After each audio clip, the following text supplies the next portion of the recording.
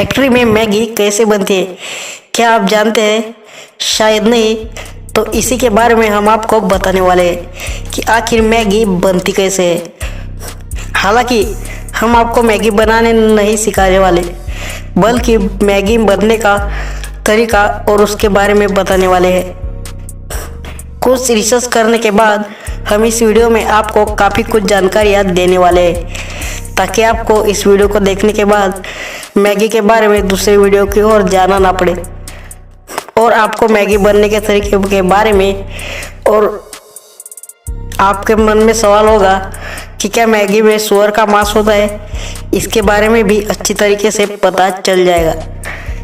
तो चलिए वीडियो शुरू करते हैं। फैक्ट्री में मैगी बनाने के लिए कई तरह की मशीनें होती है जो फैक्ट्री के अंदर लगाई जाती है, जो ऑटोमेटिक तरीके से यानी कि अपने आप ही काम करती है। बल्कि वहाँ पर कर्मचारियों को सिर्फ रॉ मटेरियल डालना और पैकेट को पैक करना ही पड़ता है। सबसे पहले तो मैगी बनाने वाली कंपनी बढ़िया क्वालिटी का गेहूं को खरीदती है, जिसे फैक्ट्री में लाकर उसका अच्छी तरीके से टेस्ट किया जाता है। मशीन की मदद से गेहूं का टेस्ट हो जाने के बाद इसे पीसकर मैदे को प्राप्त कर लिया जाता है। गेहूं की ऊपरी परत को पीसकर ही मैदा तैयार होता है। मैदे के प्राप्त हो जाने के बाद इसे दोबारा से चेक कर लिया जाता है, ताकि मैदे में कोई प्रॉब्लम या फिर मेटल ना हो। इसके बाद बारी आती है रॉ मटेरियल को मिक्स करने की। अब तैयार हुए मैदे को एक मिक्सिंग मशीन में डाला जाता है। इसके बाद इसके अंदर पानी डालकर इसे अच्छी तरीके से गूंथ दिया जाता है, यानी कि मिक्स कर दिया जाता है, जो अभी काफ़ी गाढ़ा लिक्विड बन चुका है। अब यह मिश्रण यानी कि गूंथा हुआ मैदा बेड की मदद से अपने आप ही दूसरी मशीन तक पहुंच जाता है। अब इस गूंथे हुए मैदे को दूसरी मशीन में जाने के बाद वहाँ पर ये मशीन उसे लंबी सी चौड़ाई वाली और पतली रस्सी की तरह आकार देकर बाहर निकालती है। बाहर निकलने के बाद दूसरी मशीन होती है जो इसे नूडल्स जैसा लंबा आकार देकर इसे इकट्ठा करके इसके छोटे छोटे पीस बनाकर आगे की ओर भेजती रहती है। अब कच्ची मैगी बन जाने के बाद इसे पकाया भी जाता है, जिससे कि वो हमारे घर आकर सिर्फ 2 मिनट में तैयार हो सके। उसके लिए मैगी को तकरीबन 80% तक मशीन की मदद से पकाया जाता है। 80% तक पक जाने के बाद अब ये मैगी दूसरी मशीन में चली जाती है और एक बार इस मैगी को फिर से टेस्ट किया जाता है, जैसे कि कहीं और ज़्यादा जल तो नहीं गई।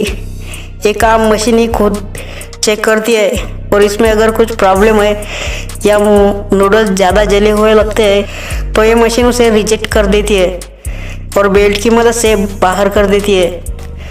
अब मैगी बनकर तैयार होने के बाद मैगी का मसाला तैयार किया जाता है।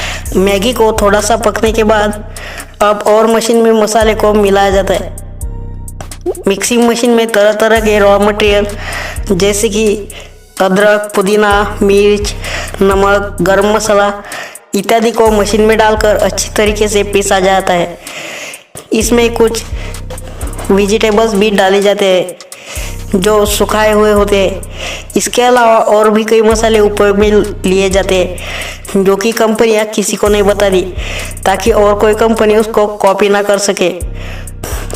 मसाले के बन जाने के बाद अब यह खुद ब खुद बाहर निकलकर दूसरी मशीन में आता है और बाद में इस मसाले का भी टेस्ट किया जाता है, जो काम मशीन का ही होता है। मसाले का टेस्ट हो जाने के बाद अब इस मसाले को बेल्ट की मदद से आगे भेज दिया जाता है, ताकि मसालों की अच्छी तरह से पैकिंग कर सके। तैयार हुए मैगी के मसाले को पैकिंग मशीन में डाला जाता है, जहाँ पर ये पैकिंग मशीन मसाले को बारी बारी से पैक करके आगे की ओर भेजती रहती है।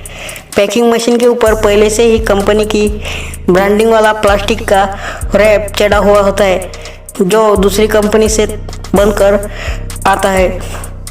इसके बाद तैयार हुई मैगी और मसाले की पैकिंग की बारी आती है।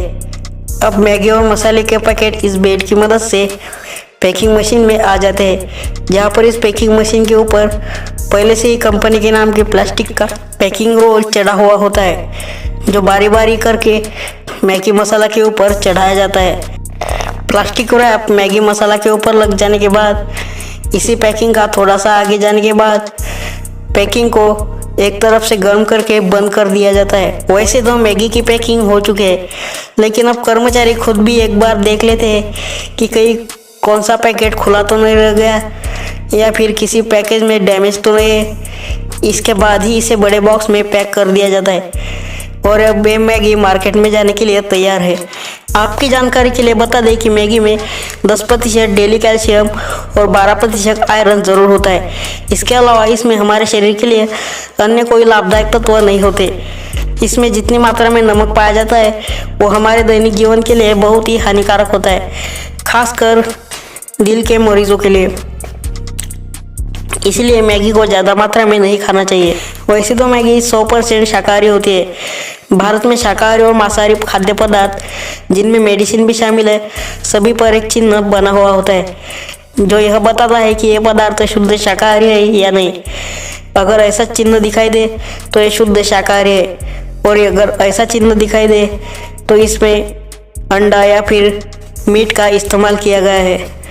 आप किसी भी पैक खाद्य पदार्थ पर इनमें से कोई ना कोई चिन्ह जरूर पाएंगे। हालांकि चीन और यूरोप की कुछ कंट्रियों में पहले से ही सुअर के मांस के रस मिलाते थे, लेकिन अब उसकी जगह पर टेपियोका के पौधे का इस्तेमाल होता है। मैगी को बनाते समय क्या कभी आपने सोचा है कि वह इतने लंबे समय तक इतनी सख्त और जैसी की तैसी कैसी बनी रहती है? दरअसल मैगी के ऊपर वैक्स की कोटिंग की हुई होती है।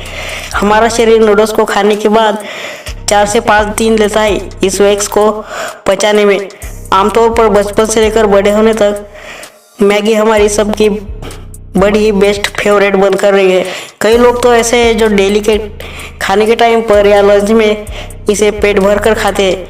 ज़्यादातर लोगों के लिए एक क्विक स्नैक होता है, लेकिन इस इंस्टेंट नूडल के बहाने हम कितना केमिकल खा रहे हैं ये भी जानना बहुत ज़रूरी है।